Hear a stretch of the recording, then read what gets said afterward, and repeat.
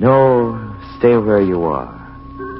Do not break the stillness of this moment. For this is a time of mystery. A time when imagination is free and moves forward swiftly, silently. This is the haunting hour.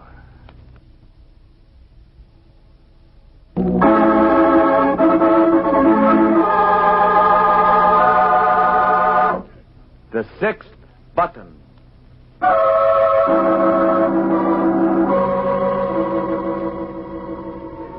Sleep does not come easily to the harbor. Even at 2 a.m, there is a restlessness fretting the black ships and the green water. The whistles still blow, but their sound is melancholy and weary. The lights along the shore begin to blink their good nights. In one of the harbor's darkening taverns, sleep will be forgotten for some time. Its solitary customer, an ancient sea captain, rests heavily against the bar. Within him burns a tale, and he will not rest till it is told. 2 o'clock. Well, it's getting late, barkeep. You'll be wanting to close. I'm open till 3. Well, my ship doesn't weigh anchor till then. We both have time. Yeah. You're sure you want to hear the story? Story? Sure. Why not? Another glass, then. Right. You join me? I don't mind.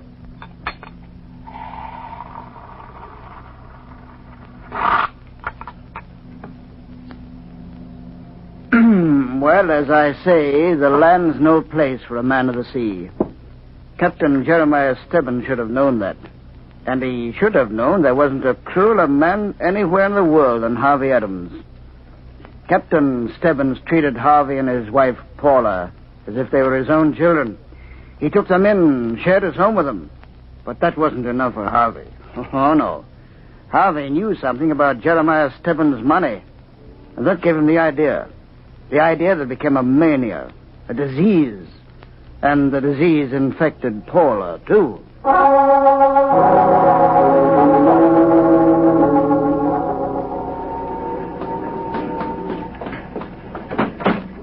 Harvey, is he? Let's get started, Paula. We've got to get out of here fast. Did everything go all right? Be quiet, Paula. Hurry.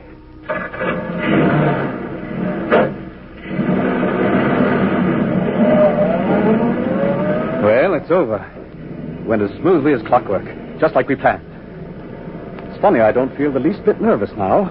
Do you? I'm frightened, Harvey. It'll wear off. You know, the moment I laid his hat and stick on the riverbank, a great feeling of peace came over me. Seemed as if I was stepping into a new world. And that's what it's going to be for us, Paula. A new world. He was good to us, Harvey. Yes, of course he was. But think how much better he's going to be to us this way. Oh, there's the bridge ahead. All right. No cars behind us. Good. All right, now, slow down. Well, here goes the wrench out the window. There. Long may it rest at the bottom of the river. All right, now, back to the house. We've got to be there before Mrs. Wellers returns. What if we made a mistake? There's been no mistake, Paula. I'm just as sure of that as I'm sure that Captain Stebbins is dead and lying at the bottom of the river.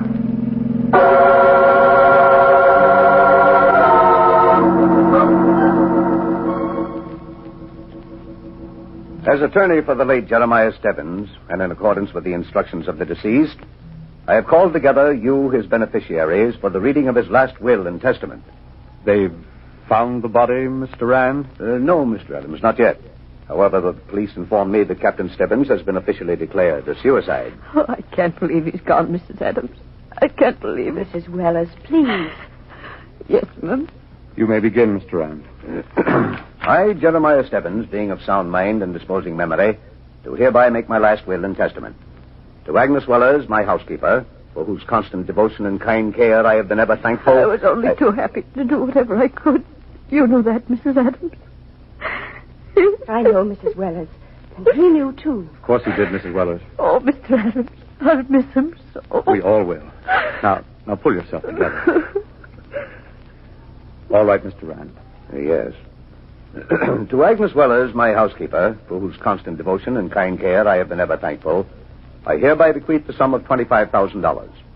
In addition, it is my will and desire that Agnes Wellers be permitted to reside in my house, in the quarters which have been her home, for so long as she may desire to remain there. To Paula and Harvey Adams, who have been my close and trustworthy friends and who have filled my life with bountiful happiness, I bequeath all my property and my remaining monies, which total $250,000. Why, how kind of him. We were nothing to him, really, but he treated us like a father would. There's more. Another provision. It is my will that this legacy shall be transmitted to Paula and Harvey Adams 6 months from the date of the reading of this, my last will and testament, provided that the following terms are fulfilled. And in the event that these terms are not accomplished, I hereby will that my entire estate shall go to Agnes Wellers. What's that? Shall I go over it? No, never mind. Continue. During the period prior to the transmittal of the legacy, Paula and Harvey Adams shall deliver to my appointed attorney each month one of the 6 brass buttons from my sea jacket. Brass buttons? That's what it says, Mr. Adams. Each month, one of the 6 brass buttons from my sea jacket. Why, I don't believe it. Harvey. Why, it's a trick. The will wasn't that way when I... When what, Mr. Adams? Well, I mean, it's preposterous. Captain Stebbins wouldn't do that to us. Do what? Why, it's ridiculous. Brass buttons from his sea jacket. Mr. Adams, this is Captain Stebbins' bona fide will. Those are the terms. You must comply with them. It shouldn't be very difficult, should it? Why, no, I guess not. I'm sorry, Mr. Rand. It was just a little unexpected. You shall have the buttons. All 6 of them. Sir. Yes, Mrs. Wellers. Sir, the day that Captain Stebbins took his life. Yes? The day they say he took his life. He was wearing the sea jacket with the 6 brass buttons.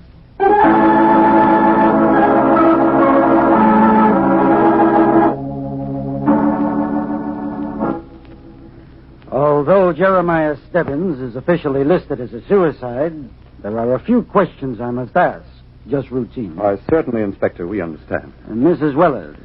Yes, sir. According to your former employer's will, Mrs. Wellers, and the fact that Captain Stebbins' body has not been found as yet, there is an excellent chance, isn't there, of your becoming the sole beneficiary of the Stebbins estate? Oh, I don't want the money. Captain Stebbins meant it for Mr. Adams and his wife. Yes, so it appears, but in case the buttons aren't delivered... Oh, don't say things like that. Inspector, please. She's very upset. I merely said, Mrs. Adams, there is a chance of her getting the money. But you make it look as if I... As if you what, Mrs. Wellers? Well, sir, as if I... Oh, Mr. Adams, make him stop. Please make him stop. The inspector doesn't mean anything. Inspector, we've had a trying day, all of us. Mrs. Wellers, my wife, and I have suffered a great loss. As far as I can see, there's nothing you can accomplish by your questions. No? No. You've upset this poor woman enough. I must ask you to leave. I hardly expected anyone to get so excited over a few routine questions, since it's quite obvious who will receive Captain Stebbins' legacy.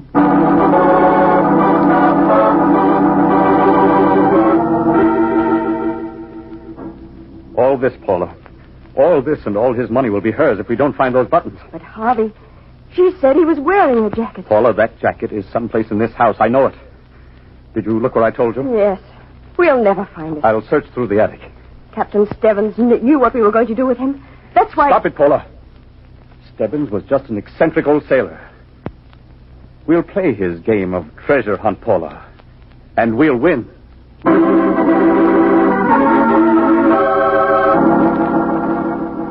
It's not in the attic. Did you try in the cellar again? Yes. Paula, the hothouse. Why didn't I think of it before? Of course, the hothouse.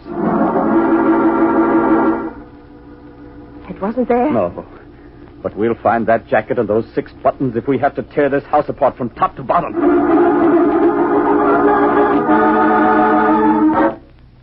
This closet. I can't open it. What? I think it's locked. Here, let me try it. 'Tis locked, Paula. I think we've come to the end of our treasure hunt. I'll open this door. Mr. Adams. My room. What's happened? What are you doing here? Mrs. Wellers, unlock this door. But you have no right to come in my room this way. If Captain Stebbins were alive... He's not alive. He's dead.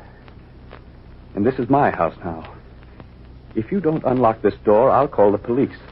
Well, I'm not one to cause any trouble, Mr. Adams. Well, then unlock it. Here's the key, sir. That's better.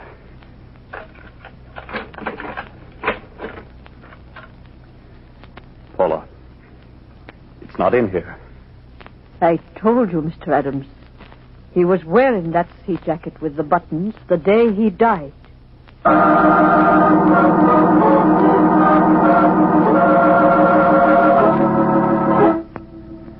Paula, are you going to sit here all night sewing? Harvey, do you think Mrs. Weller suspects us? Of course not. She'd have gone to the police long ago. Maybe we'd better get out of this house. Now. Maybe we'd better get out of this city. Get out of this house. That's rich. In 3 more days, the first month will be up, Paula. Then we'll have to get out. Because of 6 ridiculous brass buttons. This house, everything will be hers in just 3 more days. Yes, just 3 more days. Yes, you almost sound relieved. Relieved? Yes, Harvey, it's better this way. Better to lose everything, to work, to plan, and be left with nothing. Oh, we can start all over again. Start over again with what? We have each other. Each other. That's great. Paula, for heaven's sake, stop that sewing. Put it away. All right, Harvey. Harvey, What's the matter? my sewing box. What is it? There, in the box. In the box. Paula, we found the first button from Captain Stebbins' sea jacket.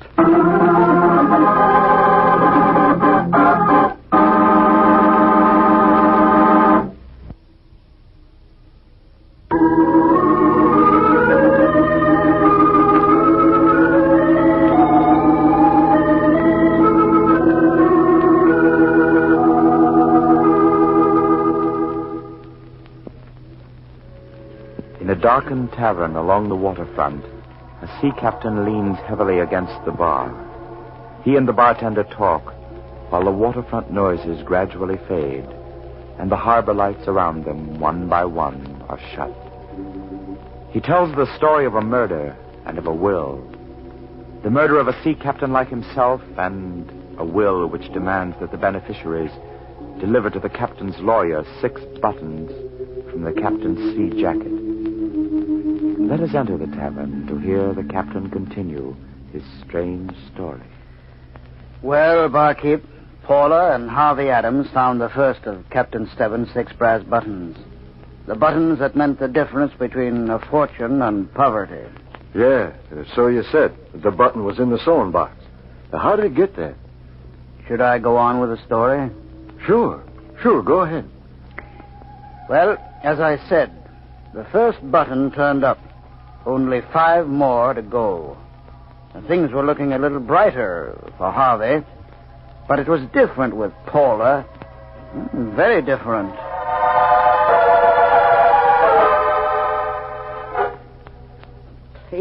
Please, Harvey. Let's go away. We can't stay in this house another day. We're not leaving. Captain Stebbins brought that button here. Stop that nonsense, Paula. He's come back from the dead to punish us. Harvey, this house is cursed.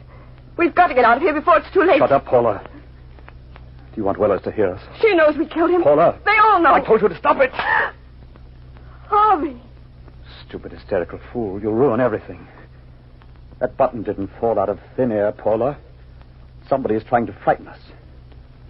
All we've got to do is keep our nerve. If we play our cards right, we can't lose, Paula. We can't lose.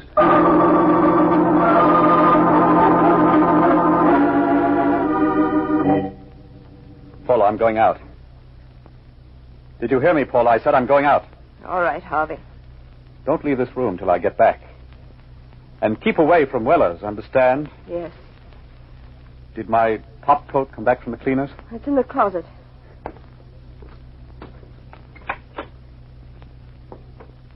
Paula, when did this coat come back?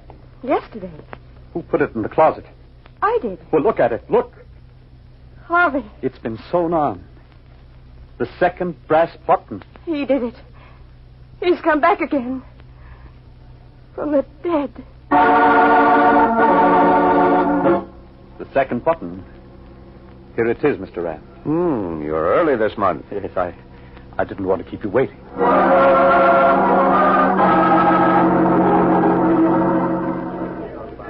Northbound express on track 5, leaving at 2:20. Northbound express on track 5, leaving at 2:20. Ticket for Chicago, please. Round trip, ma'am? One way. Hurry. Please hurry. Paula, stop. Oh, Harvey. You can't run away from me. I won't let you. Come along. I warned you, Paula, not to leave the house. I can't stay there, Harvey. Please let me go away, please. Let you go away. Do you think I'm crazy? I've got to keep my eye on you, Paula. For all I know, you may be behind this button business. Harvey. I said you may be. Or it could be Wellers or that lawyer, Rand. I don't trust any of you. I'm taking no chances. You're going back to the house, Paula. And if you try this again... Pardon me, madam. Here, you drop your change purse. I'll take it, thanks. Don't be so careless, Paula. Here. But that's not mine. Not yours. Say you, this doesn't belong... He's disappeared in the crowd. I wonder whose it is. Maybe there's an identification inside. Paula, look. In the purse. Throw it away, Harvey. Please. You fool, Paula. Do you know what this means? The third brass button.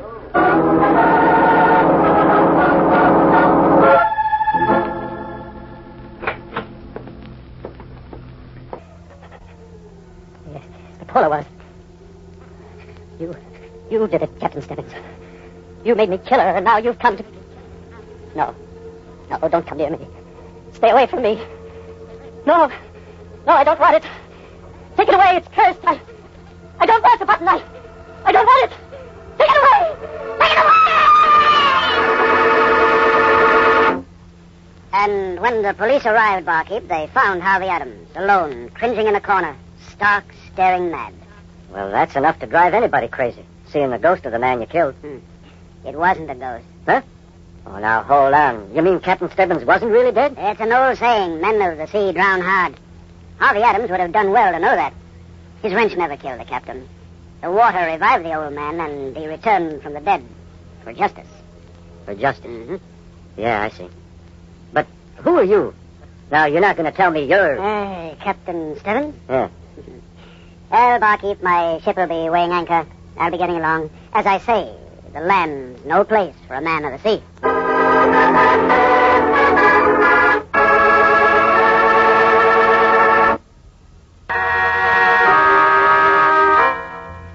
From shadows and stillness, mystery weaves a spell of strangest fascination, charging the mind with doubts and fear. For mystery is a strange companion, a living memory in the haunting hour.